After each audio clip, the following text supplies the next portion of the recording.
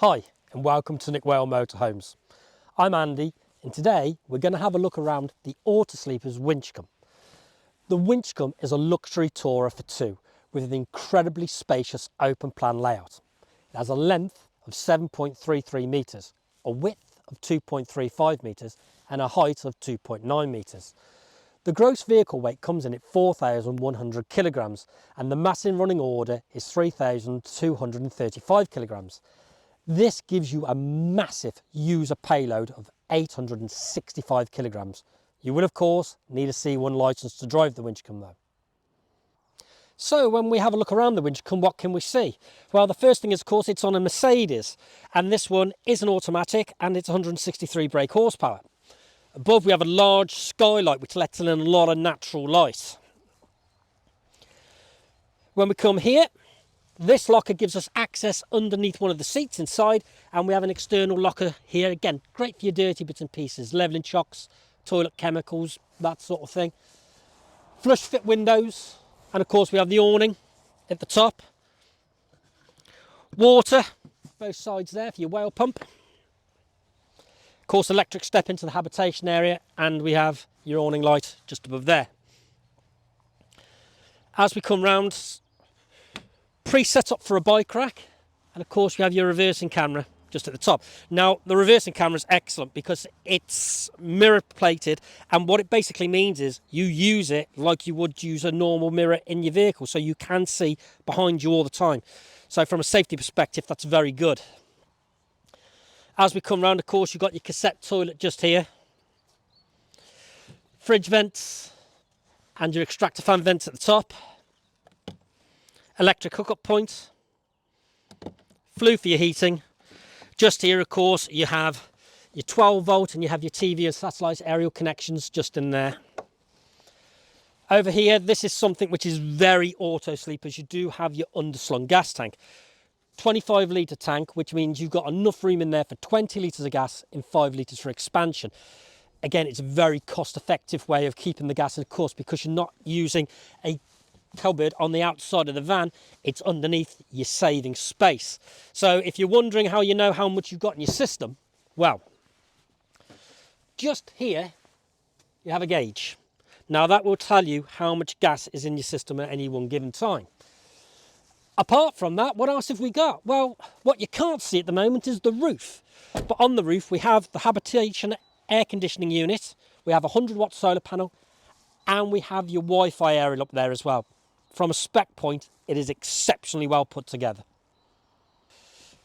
The cab, it's Mercedes, so again, it's very, very well spec'd, is what you'd expect from them. So your media centre just here, of course, it's Apple CarPlay, it's Android Auto, it's DAB, it's all singing, it's all dancing. You've got a couple of nice cup holders just over here, and two more for the driver, so you get 4 good-sized cups in there. You have Remis cab lines that run across the windscreen in the 2 side windows. Climate control air conditioning. You've got your cruise control over here. Again, you've got your radio controls on this side. Electric mirrors, electric windows. Vision is excellent. You can see your dials really nicely. Same with your media centre. And of course, as we were saying, the reversing camera sits just here. So everything's easy to use. So you're never trying to find anything, which when you're on a long journey is a godsend. The lounge in the Winchcombe is huge. Now, from a space perspective, it is absolutely phenomenal. You've got these 2 long benches either side. Captain seats are very, very comfortable. I mean, you could throw a party in here.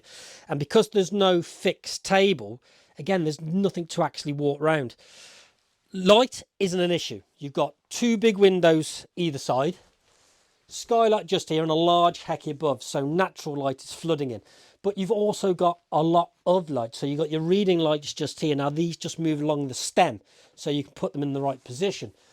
These lights, they're all touch sensitive, so again, you can pick how much lighting you've got coming in. But natural light for me is probably the biggest thing, and there's loads of it. Now, it's all about kick your shoes off, put your feet up, relaxing. If it's horrible outside, it's not an issue. One thing, of course, you also get with long benches is good storage. So if we have a look underneath, So underneath this one, you can see, got your leisure battery and some fuses down there. But apart from that, storage. Now, because these benches are so long, it's done in 2 pieces. Underneath this one, we have your boiler. And of course, you've got your gas switches just there as well, if you need to knock off any of your gas items. Always nice to know where your isolators are. Over on this side, now if you remember rightly, when we were outside, you had access to underneath the bench. That's this bench. Now, we've got the carpets in here, as you see at the moment, but you've got your safe in there, good storage. Now, this one runs right through underneath this side as well. You can lift that up, it just goes directly through. Again, excellent storage and a very, very open plan, sociable layout. So beds can work in one of 2 ways. You've either got 2 very long singles, or you can have them together as a transverse. Now, I'm 5'6". I might not be the tallest, but I'm going to kick my shoes off just to show you how much space we've actually got. Now, using these as 2 singles, again, you can have it as a narrow single, or you could just simply remove the backrest. Let's just pop that over there for a second. And again, that makes it a lot wider berth. Now, and I pop myself on there, I mean, like I say, I'm not the tallest, but there's loads of room down by my feet.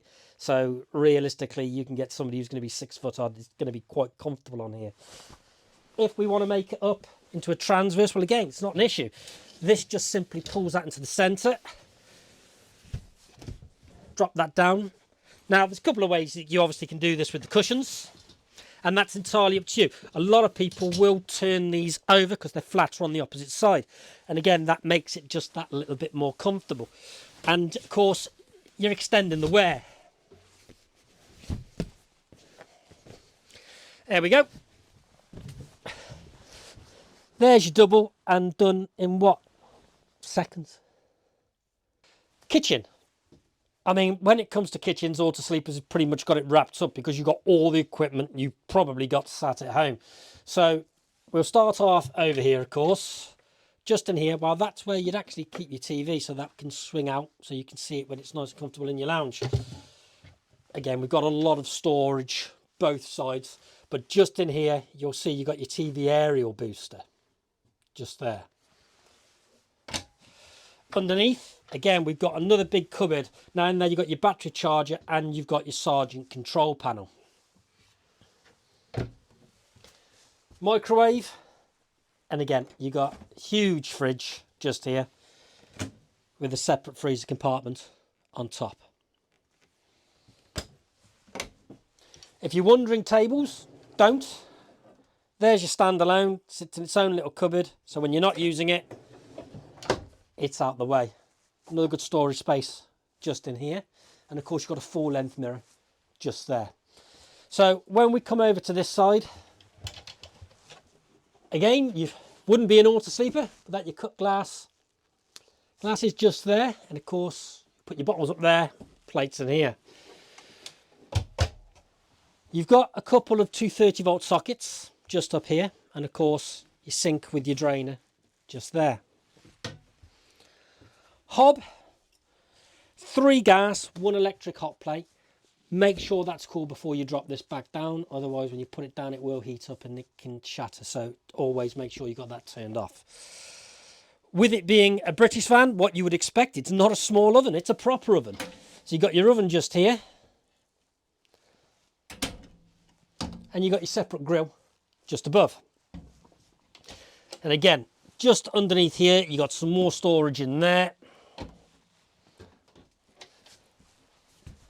Again, good size storage area in here. More just there. If you need any more work surface, you have your extender. Cutlery drawer. And a large cupboard in there for your pots and pans. Now, the one thing I haven't mentioned, 2 things I haven't mentioned. Of course, I haven't mentioned your extractor fan just there, which you've got your lights on.